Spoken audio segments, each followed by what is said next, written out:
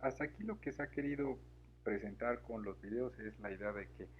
una variable en sí misma puede ser una variable aleatoria, y esta variable aleatoria es porque en el fondo desde el momento mismo de la recolección de la información, el azar o la aleatoriedad está presente en el comportamiento de la variable. Esto es que cuando trabajamos con muestras,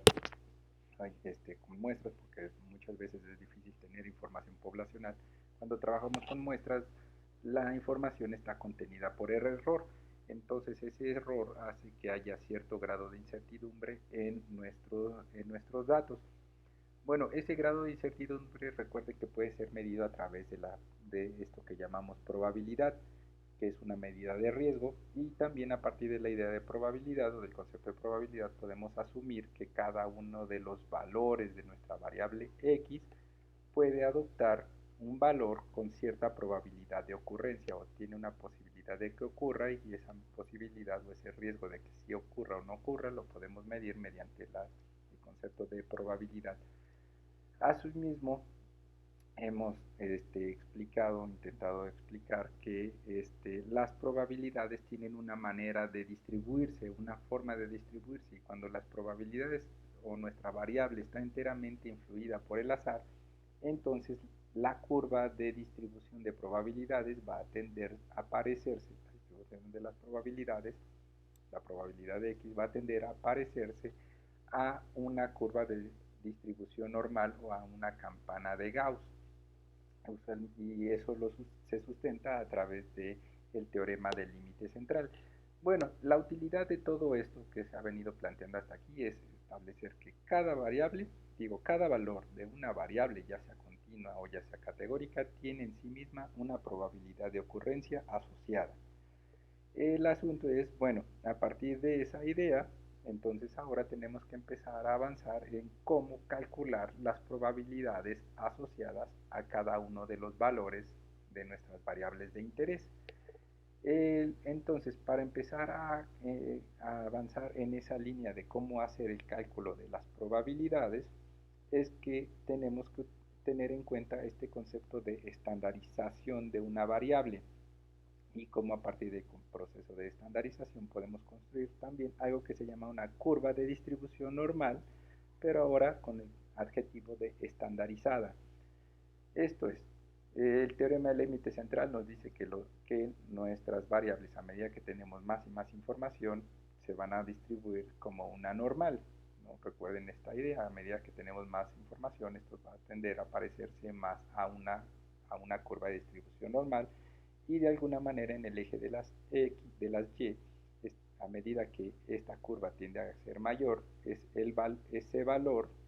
va a tener una probabilidad de ocurrencia cada vez mayor. Por ejemplo, una edad de 25 años, para esta curva estaría por aquí, una probabilidad de ocurrencia cercana al 2%. Bueno, eso es de alguna manera lo que nos está diciendo. Pero también lo que nos está diciendo este teorema del límite central es que, bueno, si trabajamos con muchas variables, en este caso estamos trabajando con la variable edad, pero si trabajásemos con otras variables continuas, por ejemplo, eh, estatura de las personas en un país, o el peso de las personas, no solo la edad, el peso, o los ingresos, el ingreso de una persona, o las calificaciones de los alumnos de nivel primaria de todo un país. Esas, esas variables todas están en unidades de medidas diferentes. El asunto es cómo le hacemos para calcular la probabilidad asociada a cada uno de esos valores. Pues bueno, necesitamos partir de un punto de referencia o un punto en común.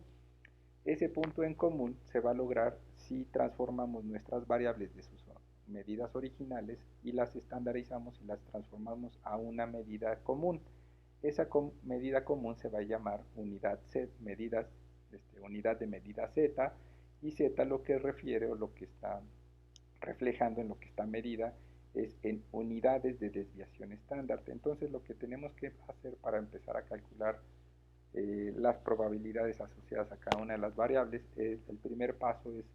transformarlas y pasarlas de sus unidades de medida original, por ejemplo de años, transformarlas a unidades Z o unidades de desviación estándar.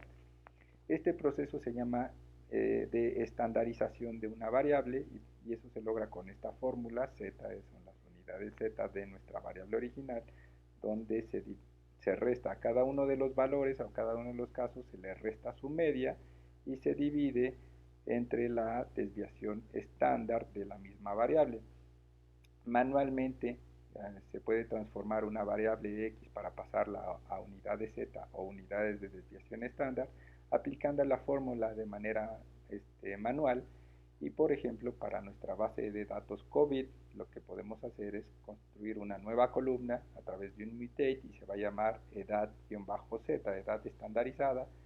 Y lo que hacemos es aplicar la fórmula. Entonces le decimos que tome la edad, le reste la media de la misma edad, de la misma variable, y todo eso lo divida entre la desviación estándar de la misma variable. Si hacemos esto y lo pegamos en RStudio, entonces vamos a estandarizar nuestra variable edad, estandarización de la variable edad, y entonces lo que estamos haciendo es pasar de años, estamos pasando a unidades de desviación estándar o unidades Z de la misma variable años, y en ese sentido se crea una nueva columna en nuestro data frame original.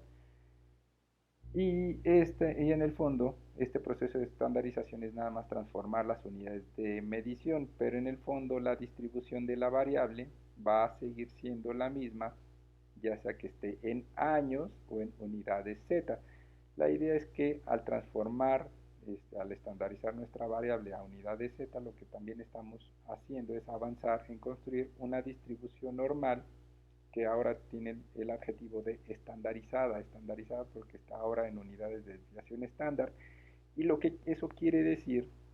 es que cuando una distribución normal está estandarizada, el valor de su media será de 0,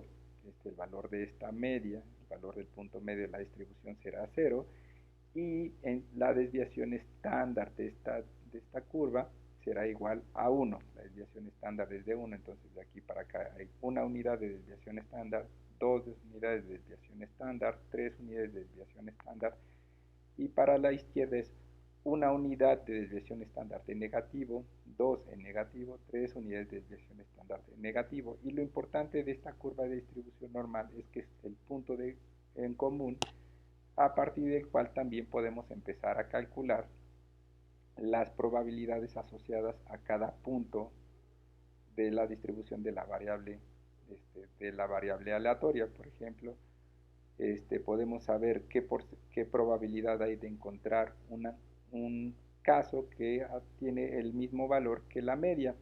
En ese caso, cuando encontramos un caso que tiene el mismo valor que la media, entonces sabemos que del extremo izquierdo hasta la media ocurrirá el 50% de los casos y por fuera queda el otro 50% de los casos.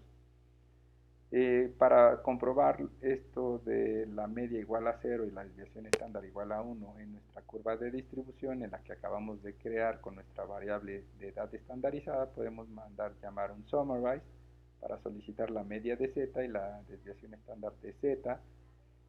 y de nuestras variables edad-z y desviación estándar-z. Si copian esto y lo pegan en RStudio y lo mandan llamar, entonces lo que va a ocurrir es que vamos a tener un valor de 1.61 por e a la menos 16. Esto quiere decir que es un valor muy cercano a 0 y la desviación estándar va a ser de 1.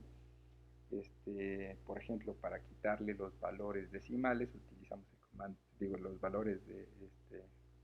las unidades en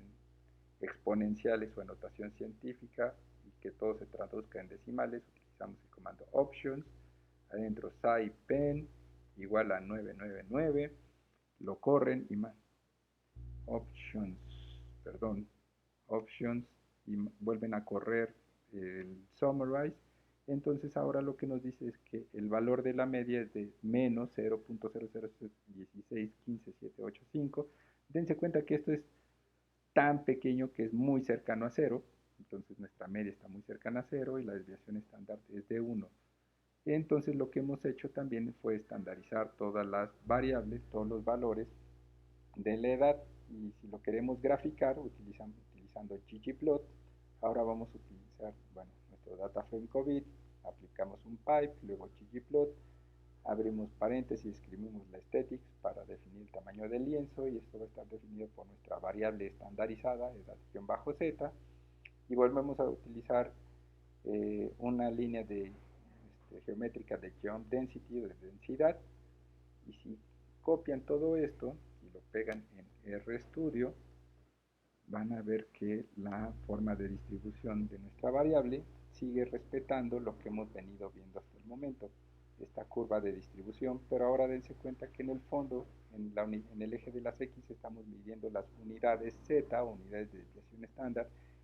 y el 0 se corresponde con el valor de la media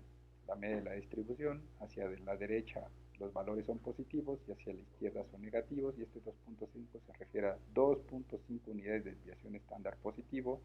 y este es menos 2.5 unidades de desviación estándar negativos. ¿Okay?